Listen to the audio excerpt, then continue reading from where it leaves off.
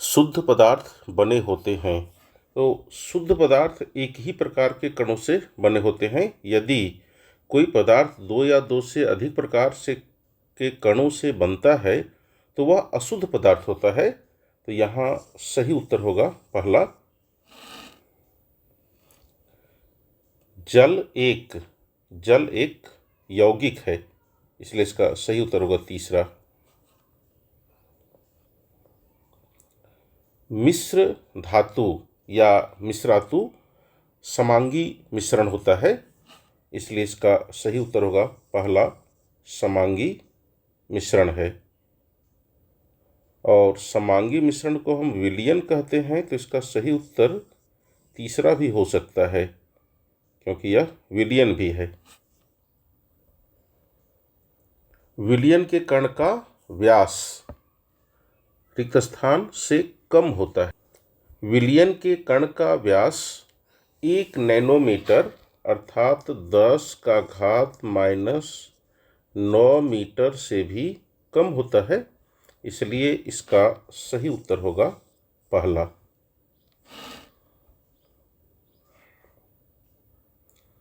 समुद्र का जल, तो समुद्र के जल में दो या दो से अधिक पदार्थ मिले होते हैं, इसलिए यह एक अशुद्ध पदार्थ है और यह एक मिश्रण होगा।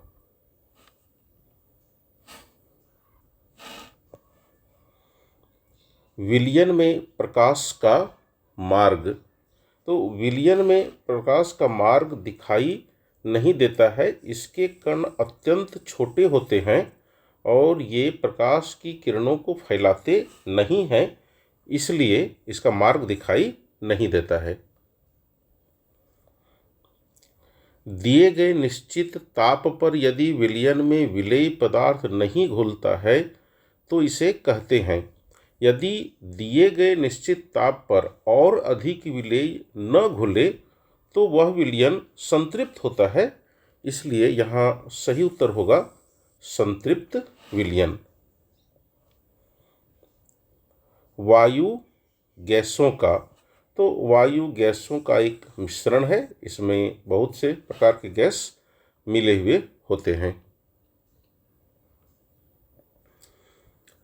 विलेय पदार्थ की वह मात्रा जो दिए गए ताप पर संतृप्त विलयन में उपस्थित है वह उसकी घुलनशीलता कहलाती है, तो यहाँ सही उत्तर होगा घुलनशीलता।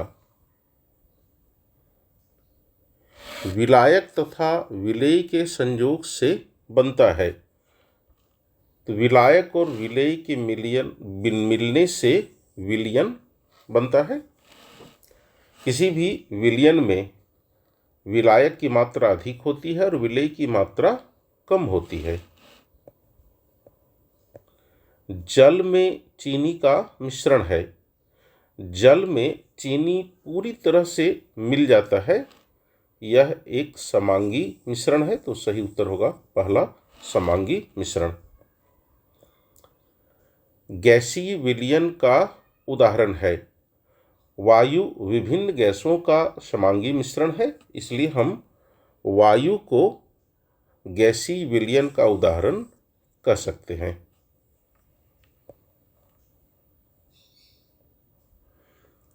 निलंबन है, निलंबन एक विषमांगी मिश्रण होता है, तो सही उत्तर होगा यहाँ दूसरा। यदि एक विलयन में विलेय पदार्थ की मात्रा संतृप्तता से कम है तो इसे कहते हैं। संतृप्तता से कम होने का अर्थ हुआ कि उसमें और अधिक विलेय की मात्रा घुलाई जा सकती है। इसका अर्थ हुआ कि विलयन संतृप्त नहीं है, तो हम इसे असंतृप्त विलयन कहेंगे। टिंचर आयोडीन है, टिंचर आयोडीन एक विलयन है, यह आयोडीन और एल्कोहल का विलयन होता है। इसमें प्रतिरोधी या एंटीसेप्टिक गुण होता है। कहीं कट जाने या जल जाने पर जीवाणुओं या रोगाणुओं को मारने के लिए हम इसका उपयोग करते हैं। सोडा जल में कार्बन डाइऑक्साइड एक विलेय है।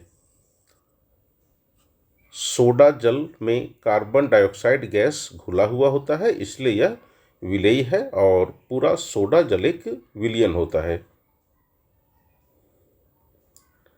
निम्नलिखित में से कौन टिंडल प्रभाव को प्रदर्शित करेगा? टिंडल प्रभाव कोलाइड प्रदर्शित करता है और यहाँ दूध कोलाइड है, इसलिए सही उत्तर होगा दूध। यह टिंडल प्रभाव को प्रदर्शित करेगा, अर्थात दूध से होकर जब प्रकाश की किरणें गुजरेंगी तो इसका मार्ग दिखाई देगा और किरणें फैल जाती हैं। एरोसोल का उदाहरण है।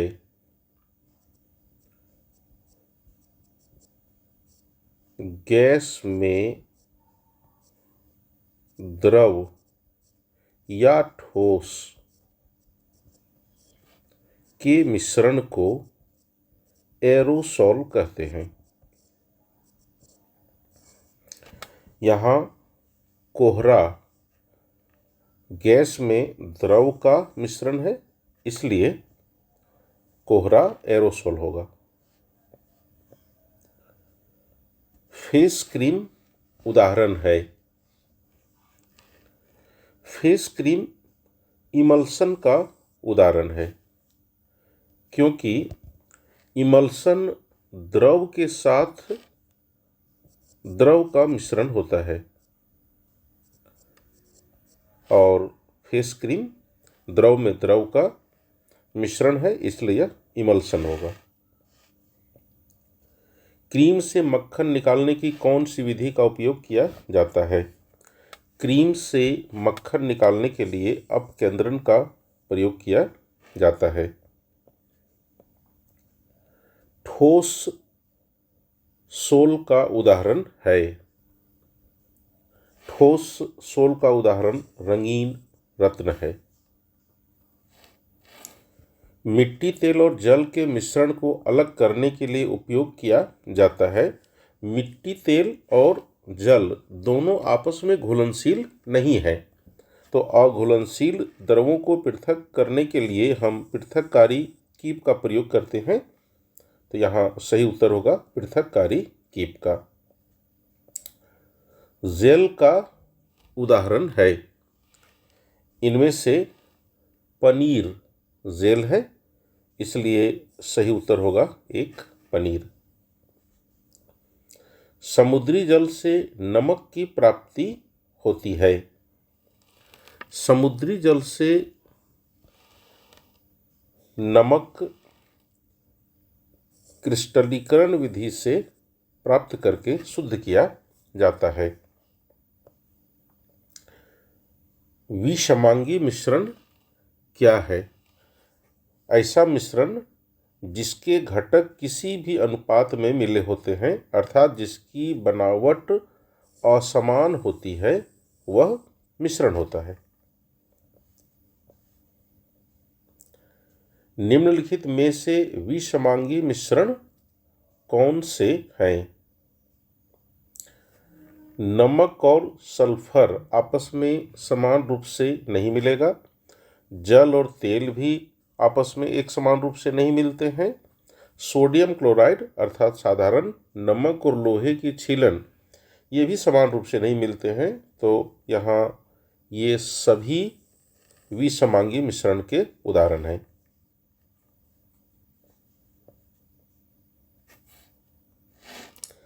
निम्नलिखित में से विलयन है। तो यहाँ नींबू पानी विलयन है, सोडा जल भी विलयन है, आयोडीन और एल्कोहल का विलयन जिसे टिंचर आयोडीन कहते हैं यह भी विलयन है।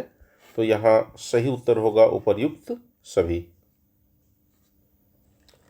विलयन में विलायक कौन से होते हैं? विलेय और विलायक के मिलने से विलयन बनता है। इसमें विलायक की मात्रा अधिक होती है, तो यहाँ सही उत्तर होगा पहला, जिसकी मात्रा ज़्यादा होती है। कम मात्रा वाला विलेय होता है। वायु में विलायक कौन होता है? वायु के घटकों में सबसे अधिक मात्रा नाइट्रोजन की है, इसलिए विलायक नाइट्रोजन को माना जाता है। छोटे आकार के कारण विलयन के कण गुजर रही प्रकाश की किरण पर क्या प्रभाव डालते हैं? तो छोटे आकार के कण प्रकाश की किरणों को फैलाते नहीं हैं, जबकि कणों का साइज थोड़ा अधिक होता है तो वे प्रकाश की किरणों को फैला देते हैं। तो यहाँ छोटे कणों की बात की जा रही है, तो सही उत्तर होगा प्रकाश की किरण को फैलाते नहीं हैं। सांद्र विलयन की तुलना में तनु विलयन में विलेय की मात्रा कितनी होती है? सांद्र विलयन में विलेय की मात्रा अधिक होती है, तो यहाँ सही उत्तर होगा दूसरा, ज़्यादा। विलयन की सांद्रता किसे कहते हैं? विलयन की मात्रा में घुले विलेय की मात्रा, विलायक की मात्रा में घुले विलेय की मात्रा, तो दोनों यहाँ पर सही है, तो सही उत्तर होगा तीसरा, दोनों। विलयन कैसे होते हैं? तो विलयन अस्थायी होता है।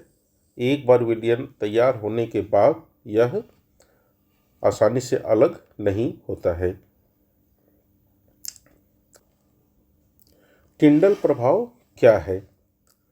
टिंडल प्रभाव कोलाइड प्रदर्शित करते हैं। जब कोलाइड के कणों से प्रकाश की किरणें गुजरती हैं तो प्रकाश की किरणें फैल जाती हैं, जिससे उसका रास्ता दिखाई देता है, जिसे टिंडल प्रभाव कहते हैं। तो यहाँ सही उत्तर होगा प्रकाश की किरण को फैलाना। कोलाइडल विलयन कौन से होते हैं? विषमांगी मिश्रण, तो कोलाइडल विलयन विषमांगी होता है। कणों का आकार छोटा होता है, यह भी होता है, और टिंडल प्रभाव प्रदर्शित करते हैं। तो कोलाइडल विलयन टिंडल प्रभाव प्रदर्शित करते हैं, तो तीनों उत्तर सही है, इसलिए यहाँ उपरोक्त सभी मार्क किया जाएगा। बादल किस प्रकार के कोलाइड का उदाहरण है? बादल गैस में द्रव है। दो घुलनशील द्रवों के मिश्रण को किस विधि द्वारा पृथक किया जा सकता है? दो द्रव अगर आपस में घुल जाते हैं, घुलनशील हैं, तो फिर इन्हें हम आसवन विधि द्वारा अलग कर सकते हैं। यदि अघुलनशील होता है तो उसे पृथककारी कीप द्वारा अलग किया जाता है। काली स्याही में विद्यमान डाइयों को किस विधि द्वारा पृथक्करण किया जा सकता है? स्याही के घटकों को हम क्रोमेटोग्राफी द्वारा अलग करते हैं।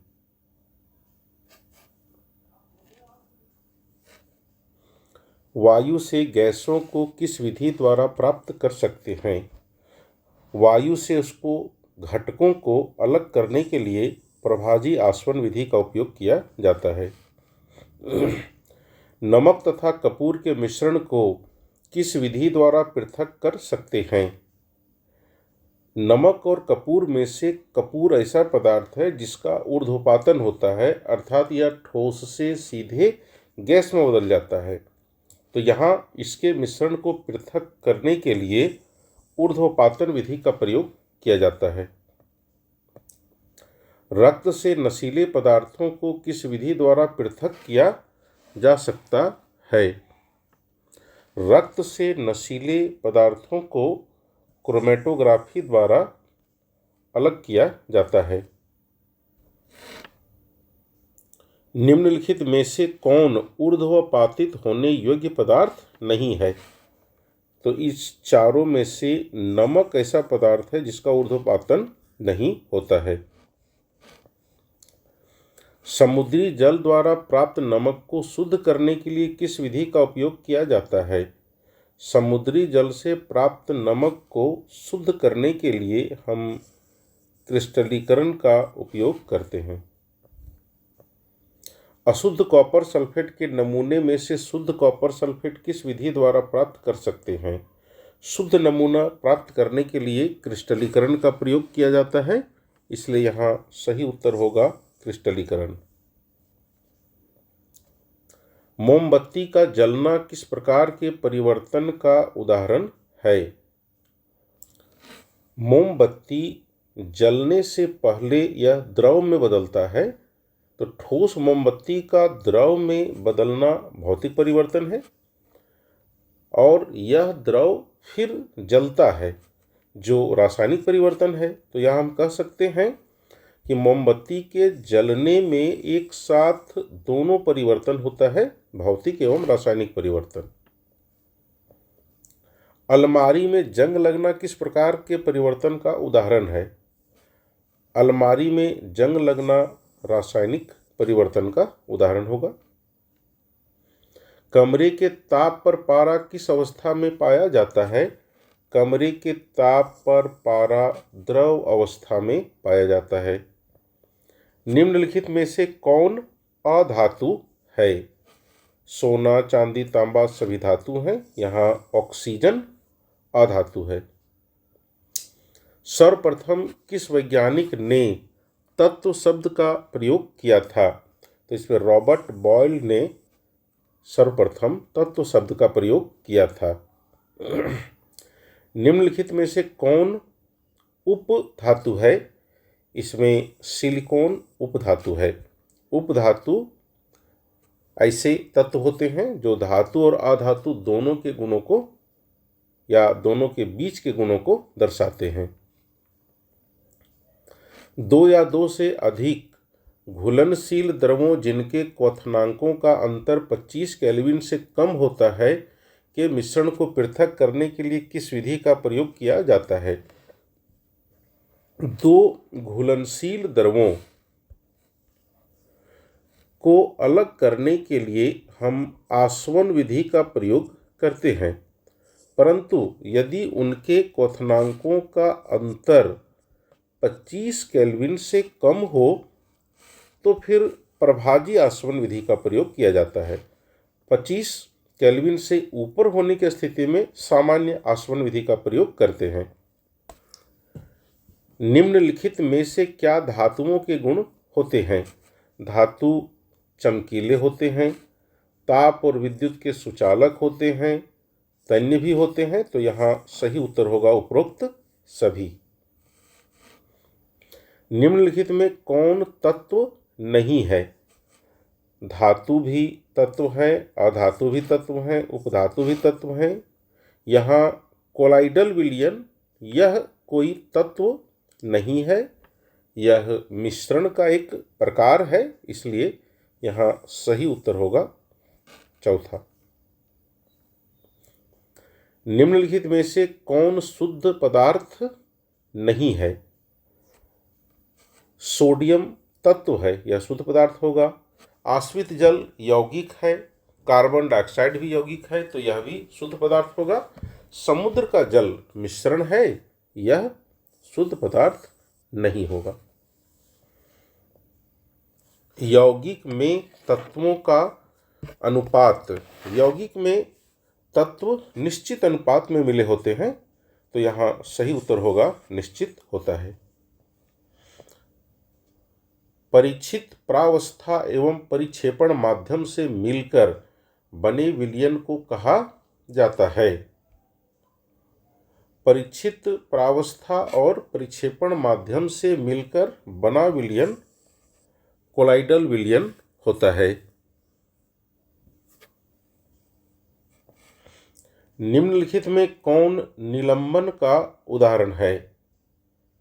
इसमें से मटमैला जल निलंबन का उदाहरण है, यह अस्थायी नहीं होता है। निम्नलिखित में तत्व कौन है? इसमें से सोना तत्व है। कुछ तत्व धातु और अधातु के बीच के गुणों को दर्शाते हैं, उन्हें कहते हैं। जो तत्व धातु और अधातु के बीच के गुणों को दर्शाते हैं, उन्हें उपधातु कहा जाता है। एक ही प्रकार के परमाणुओं से मिलकर बने पदार्थ कहलाते हैं। तो एक ही प्रकार के परमाणुओं से मिलकर बने पदार्थ तत्व कहलाते हैं। निम्नलिखित में से कौन कोलाइड है? इसमें से कीचड़ कोलाइड होगा। एक से अधिक तत्वों के निश्चित अनुपात में संयोग से क्या बनता है? एक से अधिक तत्वों के निश्चित अनुपात में संयोग करने से यौगिक बनता है। निम्नलिखित में से कौन सा अधातु कमरे के तापमान पर द्रव अवस्था में पाया जाता है? तो कमरे के तापमान पर द्रव अवस्था में पाया जाने वाला अधातु ब्रोमीन है। धातु की स्थिति में उत्तर पारा होगा। निम्नलिखित में से किसके कणों को छानने की विधि द्वारा मिश्रण में से पृथक कर सकते हैं?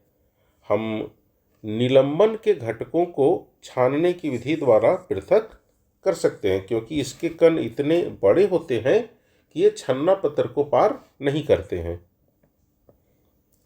जांच प्रयोगशाला में रक्त और मूत्र के जांच में किस विधि का प्रयोग किया जाता है? रक्त और मूत्र के जांच में अपकेंद्रण का प्रयोग करते हैं। ऐसे रक्त में नशीले पदार्थ का पता लगाने के लिए क्रोमेटोग्राफी का भी उपयोग किया जाता है। निम्नलिखित में से कौन मिश्रण है? इसमें दूध एक प्रकार का मिश्रण है। निम्नलिखित में से समांगी मिश्रण है। जल में नमक का मिश्रण समांगी होगा। कमरे के तापमान पर गैसीय अवस्था में पाए जाने वाले तत्वों की संख्या है। इस प्रकार के तत्वों की संख्या 11 है। परिक्षेपण माध्यम और परिक्षिप्त प्रावस्था दोनों द्रव हों तो कोलाइड कहलाते हैं। ऐसे कोलाइड को इमल्शन कहते हैं। और इस प्रकार की विस्तृत जानकारी आपको इस टेबल से मिल सकती है। द्रव और गैस एरोसोल, ठोस और गैस एरोसोल, गैस और द्रव फोम होता है, द्रव द्रव इमल्शन होता है, ठोस और द्रव सोल, गैस और ठोस फोम, द्रव और ठोस जेल होता है, ठोस और ठोस ठोस सोल होता है। यहाँ प्लस हम लोग समझते हैं कि परिक्षेपण माध्यम और परिक्षिप्त प्रावस्था क्या है। परिक्षेपण माध्यम और परिक्षिप्त प्रावस्था की कल्पना हम लोग विसमांगी मिश्रण के लिए कहते हैं। जिसमें कोई पदार्थ घुला होता है वह परिक्षेपण माध्यम है, और जो पदार्थ घुला होता है वह परिक्षिप्त प्रावस्था होता है।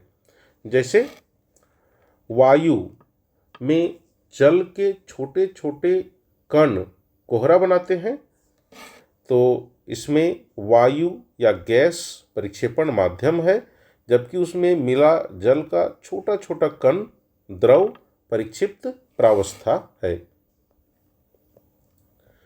मिश्र धातु पीतल में उपस्थित धातु है।